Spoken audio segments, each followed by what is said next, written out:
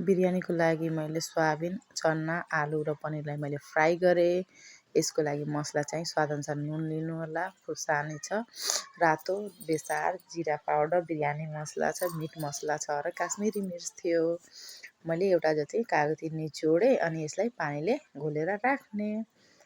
अब कुकरमा मैले तेल राखेँ। तेल तातिसकेपछि मैले हरियो खुर्सानी, लसुन, तेजपात, खुर्सानीको धुलो, दालचिनी, जिरा राखेर पड्काएँ।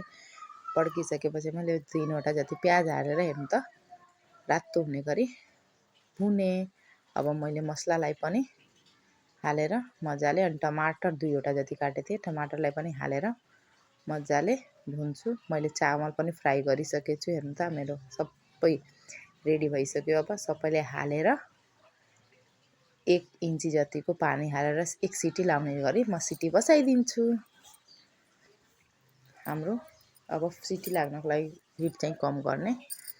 हाम्रो 1 सिटी लागिसक्यो, अफ गरिदिने। हाम्रो अब बिरयानी रेडी भइसक्यो। हेर्नुहोस् त कति मजाको बिरयानी भइसकेको छ। माथिबाट धनियाको पात हालिदिने। अब खानको लागि रेडी भइसक्यो बिरयानी।